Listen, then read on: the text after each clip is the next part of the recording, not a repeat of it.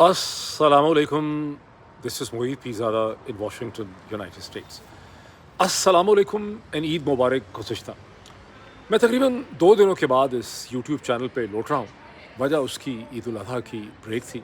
यहाँ तो खैर इतनी ब्रेक नहीं थी, लेकिन हिंदुस्तान पाकिस्तान बरे-सग़ीर में ईद उल अज़हा बहुत बड़ी ब्रेक होती है। दोनों ईदें, छोटी ईद हो या बड़ी ईद हो, ये बहुत बड़ी ब्रेक होती है। वजह उसकी ये है कि ईद जो है वो ना सिर्फ़ एक बहुत इम्पोर्टेंट मज़हबी त्यौहार है, बल्कि उसकी बड़ी कल्चरल इम्पोर्टेंस है। ये लोगों की ज़िंदगी में जो दौड़ लगी होती है, ये उसके दरमियान में एक ब्रेक होती है, ये एक पॉज़ होता है। और जब मैं पाकिस्तान में हुआ करता था तो मैं एक ईद का जो मैसेज लोगों को भेजता था, उसमें होता था कि मे this Eid help you to heal your lives and रीजुविनेट your lives. Because लोग अपने घर वालों से मिलते हैं, अपने दोस्त अहबाब से मिलते हैं, अपने एक्सटेंडेड फैमिली कुंबा और कबीला जो है उससे उनकी मुलाकात होती है। चूँकि एक ब्रेक होती है अपनी ज़िंदगी की दौड़ से, तो उन्हें अपने आप को स्पिरिचुअली तौर पे हील करने का, रीजुविनेट करने का, नए सिरे से एक ज़िंदगी का आगाज़ करने का उनको मौका मिलता है। उम्मीद है कि आप सबको भी, आप जहाँ कहीं भी हैं, हिंदुस्तान पाकिस्तान में हैं, मशरिक़ वस्ता में हैं, सऊदी अरब में हैं, नॉर्थ अमेरिका के अंदर हैं, ऑस्ट्रेलिया न्यूज़ीलैंड में हैं, यूरोप में हैं, बरतानिया में हैं, आपको ये मौका जो है वो मिला हो। और मुझे शक है कि अभी भी पाकिस्तान में, चूँकि लोग ट्रैवल बहुत करते हैं ईद की वजह से, मैं जब था इस्लामाबाद में तो मुझे तो याद है कि छोटी ईद हो या बड़ी ईद हो, ख़ास करके छोटी ईद पे तो इस्लामाबाद बिल्कुल ख़ाली हो जाया करता था। बिल्कुल एक सकूत, एक ख़ामोशी होती है। उसकी वजह ये है कि इस्लामाबाद में जो बहुत बड़ी तादाद में लोग काम करते हैं, कारोबार की वजह से, मुलाज़मत की वजह से, वो दूसरे शहरों से आते हैं। बहुत बड़ी तादाद में लोग लाहौर जाते हैं, झेलम जाते हैं, गुजरांवाला, गुजरात, खैबर पख्तूनख्वा के मुख्तलिफ़ शहरों में, पेशावर में, हज़ारा बेल्ट में, आज़ाद कश्मीर में, तो इस्लामाबाद बिल्कुल खाली हो जाया करता था। और जो चंद बरस मैंने लाहौर में गुजारे हैं, इस्लामाबाद से बहुत पहले, वहाँ पर ज़ाहिर है लाहौर भरा-भरा रहता है, वहाँ उसकी बड़ी कल्चरल एक्टिविटी होती है। खाली तो नहीं होता, लाहौर है ही बहुत बड़े साइज़ का शहर है, पता नहीं 15 मिलियन की तो आबादी है लाहौर के गिरदो-नवाह में।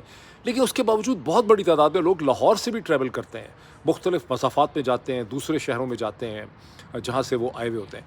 तो मुझे बहुत शक है कि अभी भी वापसी का ये सफ़र जो है वो अभी जारी होगा, क्योंकि पाकिस्तान में ये बहुत एक कल्चरल हैबिट है कि ईद के कई दिन के बाद तक लोग जो हैं वो ईद की वजह से अपनी मुलाज़मत की जगहों पे, अपने कारोबार में जो है वो नहीं पहुँचे होते। बहरहाल मूविंग फॉरवर्ड, जब मैंने ईद में ब्रेक की तो उसके बाद मैं रिकनेक्ट करना चाहता था। रिकनेक्ट करने के लिए मैंने एक पहले ये एफ़र्ट की कि जितने भी सोशल मीडिया के वीलॉग्स हैं, जो लोगों ने किए हैं इस टाइम पीरियड, लोग करते रहे वीलॉग्स, मैंने नहीं किए, लोग करते रहे। तो मैंने वो सारे के सारे जो हैं वो वीलॉग्स सुने, और उसमें से सबसे इंटरेस्टिंग जो वीलॉग हैं वो डॉक्टर शहबाज़ गिल के वीलॉग्स हैं। डॉक्टर शहबाज़ गिल के साथ मेरी अक्सर बहस होती है कि भाई आपका वीलॉग इतना अवामी क्यों होता है? वो कहते हैं भाई आपका जो व्यूवरशिप है ना, ये बड़ी जो है ये बड़ी संजीदा किस्म की व्यूवरशिप है। नॉर्थ अमेरिकन व्यूवरशिप है, ब्रिटिश व्यूवरशिप है, बड़ी संजीदा किस्म की व्यूवरशिप है मशरिक़ वस्ता की।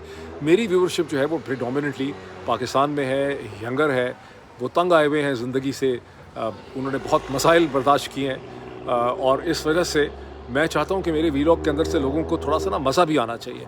तो मैंने उनका जब वीलॉग देखा तो यकीन मानिए it was a perfect combination of information and entertainment.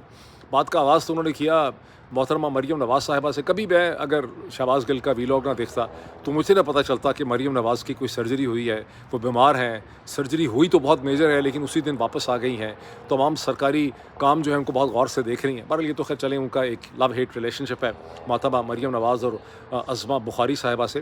लेकिन जो बहुत इंटरेस्टिंग चीज़ मैंने देखी शहबाज़ गिल के वीलॉग में, जिसका मुझे अदरवाइज़ नहीं पता चलना था, हेडलाइन मैंने भी देखी वो, लेकिन मैंने उसमें कोई इंटरेस्ट नहीं लिया। मैंने बेतहाशा छोटी-छोटी मैंने फ्लैश देखा कि बांग्लादेश के अंदर एक बड़ा सा बैल जिसकी कुर्बानी होनी थी ईद उल अज़हा में, जो है वो उसकी शक्ल जो है वो डोनाल्ड ट्रंप से मिलती है, बिकॉज़ वो एल्बिनो बफलो था जो कि रेयर होता है, सफ़ेद था, उसका एक गोल्डन ब्लॉन्ड किस्म के बालों का उसका एक बाल थे उसके चेहरे के ऊपर, और लोगों ने उसको कहना शुरू कर दिया कि इसकी शक्ल जो है वो डोनाल्ड ट्रंप से मिलती है। लेकिन मैंने उसको यकीन माने खोल के भी नहीं देखा, मुझे वो बस लगा कि यार ठीक है, लोग कह देते हैं इस पत्थर पे ये लिखा है फ़लाँ चीज़ है, ये बैल की शक्ल ऐसी मिलती है।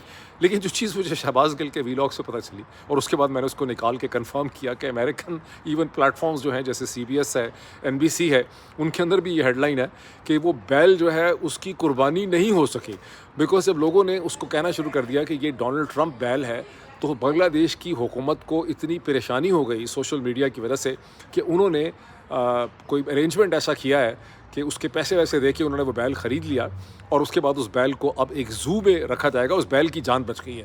مجھے یاد نہیں پڑتا ہوگا, میں نے نہیں پتا, آپ میں سے اگر کسی کو پتہ ہے تو آپ ضرور بتائیے گا کامنٹ سیکشن کے اندر کہ مسلم تاریخ میں کبھی کسی بیل کی جس کی قربانی ہونی ہے اس کی اس سے پہلے کسی حکومت نے اس طرح سے جان بچائی ہے یا نہیں بچائی. یہ ویسے ڈونلڈ ٹرمپ کا کمال ہے کہ اس بیل کی جان جو ہے وہ بچ گئی. عمران خان کی یہ چھٹی عید تھی جس میں انہیں نماز عید نہیں پڑھنے دی گئی. مطلب کیا کہوں میں اس کے بارے میں, کیا میں اس کے بارے میں کامنٹ کروں, اس کا ایک ڈیٹیل پولیٹیکل انالیسس تو میں بعد میں کروں گا. لیکن شہباز گل کے ویلاگ سے ایک بہت چبھتی ہوئی بات جو ہے, انہوں نے خیر بڑے مذاق سے وہ بات کی لیکن بڑی چبھتی ہوئی وہ بات تھی کہ بہت بڑی تعداد میں میرا خیال ہے جو ہے اسطور نے ایک لسٹ ایشو کی ہے کہ کون کون سے فارم 47 کے جو الیکٹ ہونے والے لوگ ہیں فارم 47 پہ, وہ سارے کے سارے حج کرنے کے لیے گئے ہوئے تھے. اور ڈاکٹر شہباز گل نے سوال اٹھایا کہ لوگوں نے کسی اور کا حق مارا, الیکشن کسی اور نے جیتا تھا, انہوں نے حرام میں ایک الیکشن جیتا ہے, انہوں نے کرپشن کی ہے, انہوں نے جرم کیا ہے, کسی کے حق پہ انہوں نے ڈاکہ مارا ہے, یہ کس منہ سے عید جو ہے جو حج کرنے کے لیے خرچہ کر کے یہ وہاں پہ گئے ہوئے. جب انہوں نے یہ بات کی تو میرے ذہن میں بات آئی کہ صرف یہ فارم 47 کی کرپشن کرنے والے یہ جرم کرنے والے ہی نہیں ہیں. ہمارے معاشروں کے اندر ایسے بہت سے لوگ ہیں, میں ان کی بات نہیں کرتا بزنس مین کی جنہوں نے ٹیکس کی چوری کی ہے, بیکاز ٹیکس کے قوانین جو ہیں وہ انسان بناتا ہے, اور ہمارے جیسے ملکوں میں تو ٹیکس کے قوانین بہت سے عجیب و غریب قسم کی پہ بنے ہوئے ہیں, اور اس میں بزنس مین یہ محسوس کرتے ہیں کہ ان کے حق کے اوپر ڈاکہ مارا جاتا ہے. ٹیکس کی مشینری جو ہے ان پہ ظلم کرتی ہے, وہ اپنی جیبیں بھرتی ہے, استحصال کرتی ہے. تو میں اس ٹیکس کی بات نہیں کر رہا, لیکن ایسے ایسے آؤٹ رائٹ کرمنلس ہوتے ہیں ہمارے معاشروں کے اندر جنہوں نے قتل, اغوا, ریپ, پتہ نہیں کیا کچھ کیا ہے. انہوں نے اسے کہتے ہیں مختلف لینڈ گریبنگ سکیمز بنائی ہیں, ریئل اسٹیٹ کے انہوں نے فراڈ کیے ہیں, لوگوں کی جائیدادیں, ان کی زندگیوں کا اثاثہ, ان کی جمع پونجی انہوں نے چھین لی ہے, لوگوں پہ ظلم کیا ہے. وہ لوگ بھی ان کے پاس پھر پیسے اتنے ہوتے ہیں اس کرپشن کے نتیجے میں کہ ان کے پاس وہ VIP حج کرتے ہیں وہاں جا کے, اور جب وہ حج کرتے ہیں تو وہ خود بھی ان کو یقین ہے کہ اللہ تعالیٰ خدا ان کے اس حج کو قبول کر رہا ہے, اور لوگوں کے سامنے بھی وہ اس کا ایک ڈسپلے کرتے ہیں. تو ہمارے معاشروں کے اندر جو کرپشن کا پیسہ ہے اس کے پیسے سے بھی مذہبی تہوار میں ایک اہمیت حاصل کی جاتی ہے. میں کسی سے بات کر رہا تھا لاہور کے اندر, اس سے میں نے پوچھا, اس نے قربانی میں حصہ ڈالا دوستوں کے ساتھ مل کے. میں نے ان سے پوچھا کہ بھئی کتنا خرچہ ہے بیل کا. انہوں نے کہا کہ ایک بیل جو ہے وہ اس وقت کم سے کم بھی آن این ایوریج کاسٹ 2,40,000 سے 3 لاکھ روپے کا ایک بیل تھا, اور یہ بڑے لوور فگرز ہیں. بیلوں کی قیمت جو ہے وہ شاید 8 لاکھ 9 لاکھ 10 لاکھ یا اس سے زیادہ پر بھی گئی ہوگی, لیکن 2.5 لاکھ سے نیچے شاید کوئی لاہور کی مارکیٹ پہ جو ہے ان کو بیل نہیں ملتا. انہوں نے کہا شاید چھوٹے شہروں میں اس سے سستے ملتے ہیں. اور آپ نے یقینی طور پہ دیکھا ہوگا سوشل میڈیا میں کہ بہت مخیر حضرات جو ہیں انہوں نے 10-10 لاکھ کے بیل جو ہیں ان کی بھی انہوں نے قربانی دی ہے. اس میں سے کتنے لوگ ہیں جن کے پاس حرام کا دھن ہے, حرام کا پیسہ ہے, اور کس طرح سے یہ قربانی جو ہے وہ قبول ہوتی ہے. لیکن معاشرے کے اندر منافقت کس قسم کی ہے کہ اسے ایک بہت بڑی اچیومنٹ سمجھا جاتا ہے, یا اس سے ان کی عزت میں بہت زیادہ اضافہ ہوتا ہے. کیا وجہ ہے کہ ہمارے معاشرے جو ہیں ان میں اتنی منافقت تو یہاں پر بھی بہت زیادہ ہے. ابھی ہم جب ایران عراق کی جنگ کی, ایران امریکہ کی جنگ کی بات کرتے ہیں, اسرائیل کی پالیٹکس کو دیکھتے ہیں, تو ہمیں بہت زیادہ منافقت ہر طرف بکھری نظر آتی ہے.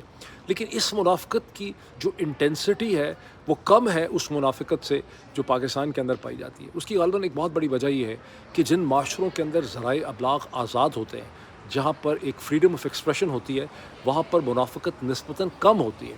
بیکاز آپ کی جو جھوٹی منافقانہ پوزیشنز ہوتی ہیں, آپ کا جو جھوٹ ہوتا ہے بڑے لوگوں کا, طاقتور لوگوں کا, بہت زیادہ اور لوگوں کے پاس اتنی آزادی ہوتی ہے کہ وہ مسلسل اس جھوٹ کو ایکسپوز کر رہے ہوتے ہیں. کہ جیسا کہ آپ نے دیکھا کہ ایران کی جنگ میں امریکہ کے صدر اور ان کی اسٹیبلشمنٹ کا جھوٹ جو ہے اسے مسلسل ایکسپوز کیا جا رہا ہے. اب moving to this war of Trump and Iran, ویسے تو آپ سب سن چکے ہوں گے, آپ میں سے کوئی بھی ایسا نہیں ہے جو نہ جانتا ہو کہ گزشتہ 5-6 دن میں 2 دفعہ امریکہ کے جو ہے حملے کیے ہیں ایران کے اوپر. پہلے آبادان کے شہر میں صدرن ایران میں, اور گزشتہ 24-36 گھنٹوں میں ایک بار پھر حملہ کیا گیا. اس دفعہ ایران نے اس حملے کا جواب بھی دیا ہے جب انہوں نے کہا کہ کویت میں ایک امریکن بیس کے اوپر انہوں نے میزائل اور ڈرون سٹرائکس کی ہیں. امریکنز کہتے ہیں کہ وہ سارے کے سارے ناکام بنا لیے گئے ہیں, ایرانی سمجھتے ہیں کہ انہوں نے ٹارگیٹس کو ہٹ کیا. لیکن امپورٹنٹ چیز یہ نہیں ہے کہ ٹارگیٹ کو ہٹ کیا یا نہیں کیا, اس دفعہ ایرانیوں نے اس کا جواب دینے کی جو ہے انہوں نے کوشش کی ہے, اور یہاں پر ایک آپ کو ٹینشن نظر آتی ہے. مگر باوجود اس ٹینشن کے جو لیٹسٹ اس میں چیز ہے جو گزشتہ چند گھنٹوں میں جس کا یہاں چرچا ہو رہا ہے وہ یہ ہے, وہ نیو یارک ٹائمز کی ایک بہت لمبی چوڑی سٹوری ہے. انفیکٹ 2-3 سٹوریز انہوں نے گزشتہ چند گھنٹوں میں اپڈیٹ کی ہیں. وہ یہ ہے کہ اس وقت अमेरिकन ऑफिशियल्स के दरमियान में और ईरानियों के दरमियान में एक मेमोरेंडम ऑफ अंडरस्टैंडिंग पे बड़ी सीरियस बातचीत और प्रोग्रेस हो रही है।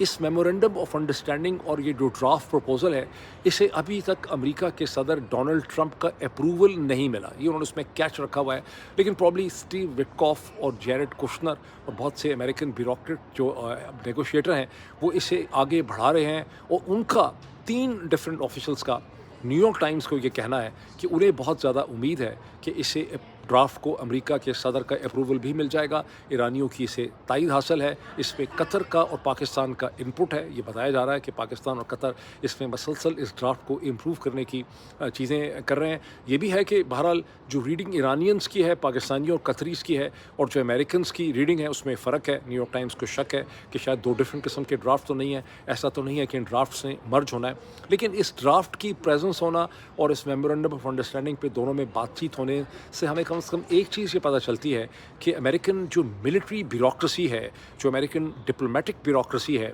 वो ये समझती है कि जंग से स्ट्रेट ऑफ हॉर्मुज़, जो कि डोनाल्ड ट्रंप का मेन मकसद यही है कि स्ट्रेट ऑफ हॉर्मुज़ को खोला जाए, वो नहीं खुल सकेगी। कोई ना कोई नेगोशिएशन जो है करनी पड़ेगी, और एक नेगोशिएशन की पाइपलाइन जो है वो एक्टिव है, वो इंटैक्ट है।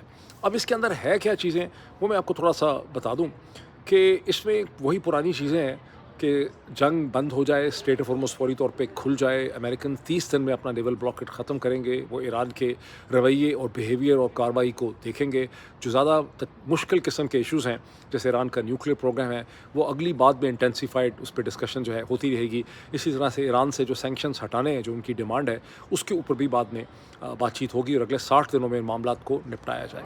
अब ईरानियों को अच्छी तरह से अंदाज़ा है कि अगले 60 दिनों में हो सकता है उनको कुछ भी ना मिले। मुझे भी बहुत ज़्यादा शक है कि डोनाल्ड ट्रंप का तमाम तर मकसद ये है कि मैं किसी तरह से स्ट्रेट ऑफ हॉर्मुज़ खुलवा लूँ, जिसके बारे में वो बार बार वो उसकी बात करते हैं, वो भी बात करते हैं, सेक्रेटरी मार्को रूबियो भी उसकी बात करते हैं, और वाइस प्रेसिडेंट बहुत हद तक खामोश है इस हवाले से जो है जेडी वैंस।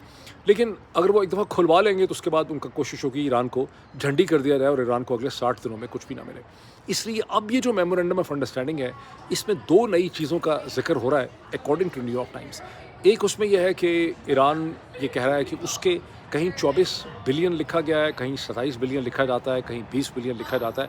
एक ही स्टोरी के अंदर 3 डिफरेंट फिगर जो हैं वो दिए जा रहे हैं, लेकिन 24 बिलियन का कम से कम फिगर जो है वो ज़्यादा कोट हो रहा है कि ईरान कहता है कि उसके 24 बिलियन डॉलर जो मुख्तलिफ दुनिया भर के बैंकों में फ्रोज़न हैं और फंसे हुए हैं, अमेरिका फौरी तौर पे अमेरिकन प्रेसिडेंट जो है वो उनकी रिलीज़ का ऑर्डर करे। अच्छा, अब अमेरिकन प्रेसिडेंट काटो बदन तो लहू नहीं, क्यों, उसकी क्या वजह है? वैसे तो 24 बिलियन डॉलर स्मॉल चेंज है, कोई मसला ही नहीं है जंग ख़त्म करने के लिए। मसला ये है कि डोनाल्ड ट्रंप ने कोई एक गलती थोड़ा की है, डोनाल्ड ट्रंप ने कोई एक यबड़ी थोड़ी मारी है अपने पॉलिटिकल कैरियर में। वो मसलसल 100 दफ़ा ये कह चुके हैं कि मेरी डील ऐसी नहीं होगी जिसमें ईरान को कोई कैश मिलेगा, और ओबामा बहुत बड़ा खबीस था, प्रेसिडेंट ओबामा ने ईरान को ट्रक लोड ऑफ कैश दे दिया। वो ट्रक लोड ऑफ कैश क्या था कि उस वक्त भी तकरीबन 100 बिलियन डॉलर ईरान का ख्याल था कि उसको मिलने चाहिए, कम से कम 27 बिलियन 30 बिलियन डॉलर का फिगर था। 1.7 बिलियन डॉलर जो हैं वो सिर्फ़ और सिर्फ ईरान के रिलीज़ हो सके थे उस वक्त। और पता नहीं ये शोर अंदर कैप्चर हो रहा है कि नहीं हो रहा है। वैसे तो मैंने नॉइज़ कैंसलेशन लगाई हुई है, मेरे कानों में पहली दफ़ा शोर आने लग गया है। पहले तो मेरे आगे पीछे बहुत लोग बैठे हुए थे और मैं चेक भी करना चाह रहा था कि नॉइज़ कैंसलेशन जो है वो कितनी इफेक्टिव होती है। खासी इफेक्टिव थी, या तो ये लड़कियां शोर बहुत ज़्यादा मचा रही हैं और भी बहुत लोग बैठे हुए हैं, लेकिन उनका तो शोर नहीं आ रहा मेरे कानों में, इनका शोर जो है बहुत ज़्यादा आ रहा है। बहरहाल ये कि डोनाल्ड ट्रंप चूँकि कह चुके हैं कि 1.7 बिलियन डॉलर ओबामा ने दे दिए थे, अब ये कैसे मुमकिन है कि डोनाल्ड ट्रंप जो है वो 27 बिलियन या 24 बिलियन डॉलर को रिलीज़ करने का हुक्म दे दें? वो कहते हैं मैं तो किसी सूरत रिलीज़ नहीं करूँगा। इसका भी एक हल निकाल रही है American bureaucracy. Steve Witkoff and Jared Kushner ने उसके 2 हल निकाले हैं। एक तो यह है कि कतर को ये कहा जाए कि आप ईरान को पैसे दे दें। चंद दिन पहले खबर आई, 3-4 दिन पहले, कि कतर ये गौर कर रहा है कि वो ईरान को कुछ लोन्स दे देगा रिकन्स्ट्रक्शन के लिए। वो हो सकता है लोन्स कभी वापस ना करने हो सकता है कतर को किसी और तरह से कॉम्पेंसेट कर दिया जाए। तो कतर एक व्हीकल होगा ईरान को बिलियंस ऑफ डॉलर्स देने के लिए, रिकन्स्ट्रक्शन के नाम पे, रेनोवेशन के नाम पे, इंडस्ट्रियल रीजनरेशन के नाम पे। दूसरी जिस चीज़ को Steve Witkoff and Jared Kushner ने अपेरेंटली फ्लोट किया है, वो ये कि अपनी जेब हर जगह भरनी है। उन्होंने कहा है कि ईरान के अंदर چونکہ تباہی بہت ہو گئی ہے. جس طرح سے غزہ میں ان کو نظر آتا تھا کہ یہاں ریکنسٹرکشن ہو سکتی ہے ریئل اسٹیٹ کی, یہاں پر بھی یہ ہے کہ ایران کی ریکنسٹرکشن کے لیے ایک ایران انویسٹمنٹ فنڈ جو ہے وہ ہو سکتا ہے. یہ خالی ویسے جیرڈ کشنر اور اسٹیو وٹکاف ہی کا پروپوزل نہیں ہے, ظاہر ہے کہ اس میں ایرانین انپٹ ہے. ایرانینز یہ کہہ رہے ہیں کہ ان کے اوپر ایک ناجائز جنگ جو ہے وہ امپوز کی گئی. وہ کہتے ہیں وار ریپریشنز آپ ہمیں نہ دیں, آپ لیکوڈیٹی پیدا کریں اور ایسی صورتحال ہو کہ American companies, oil firms, energy firms, construction companies جو ہیں وہ ایران کے اندر جو ہیں وہ آ سکیں. کیونکہ ایرانین سمجھتے ہیں اس چیز کو کہ ایک دفعہ امریکہ کا کمرشل انٹرسٹ پیدا ہو گیا ایران کے اندر تو پھر اسرائیل بھی اس پورے پروسیس کو جو ہے وہ نہیں روک سکے گا, جو ادروائز اس کو روکنے میں اپنے ہاتھوں پاؤں ٹانگوں کے ساتھ جو ہے وہ اسرائیل اس کو روکنے میں لگا ہوا ہے. تو ایک انویسٹمنٹ فنڈ ہو جو کم از کم $300 بلین کی انویسٹمنٹ, انٹرنیشنل انویسٹمنٹ فنڈ ہو جسے امریکہ سینکشن کرے اور تقریباً $300 بلین کی انویسٹمنٹ جو ہے وہ ایران کے اندر آ سکے. تو دو چیزیں یہاں پہ کنسیڈر ہو رہی ہیں, ایران انویسٹمنٹ فنڈ اور سیکنڈ یہ ہے کہ ایران کے جو پیسے ہیں 24 یا 27 بلین ڈالر جو ہیں وہ ایران کو مل سکیں. اب ظاہر ہے کہ اسرائیل جیسا کہ ہم کئی دفعہ ڈسکس کر چکے ہیں, ان کی مین جو پلانک ہے, جیسا کہ میکس بلومینتھل نے پہلے ہی انالیسس کر دیا تھا جب یہ سیز فائر کی بات ہوئی تھی, جب ایک ہفتے کے دن پچھلے ہفتے ڈونلڈ ٹرمپ نے کہا تھا کہ ہماری یہ ڈیل سائن ہو گئی ہے, فائنلائز ہو گئی ہے. تو ایک امریکن جرنلسٹ ہیں جنہوں نے بہت لکھا ہے, کتابیں بھی بہت لکھی, میکس بلومینتھل ان کا نام ہے. میکس بلومینتھل نے اسی وقت ٹویٹ کیا تھا کہ اسرائیل کا جو مین پلانک ہوگا, جو مین ان کا ٹول ہوگا وہ لیبنن ہوگا. اور کیونکہ سب کو پتہ ہے کہ ایران کی بڑی سینسٹیوٹی ہے, ایران یہ سمجھتا ہے کہ وہ حزب اللہ کو اور اپنے لیبنیز الائز جو ہیں ان کو چھوڑ نہیں سکتا. ایران جو ہے وہ اسرائیل ایسے حالات پیدا کر دے گا لیبنان کے اندر کہ کسی قسم کا امن جو ہے وہ نہ ہو سکے.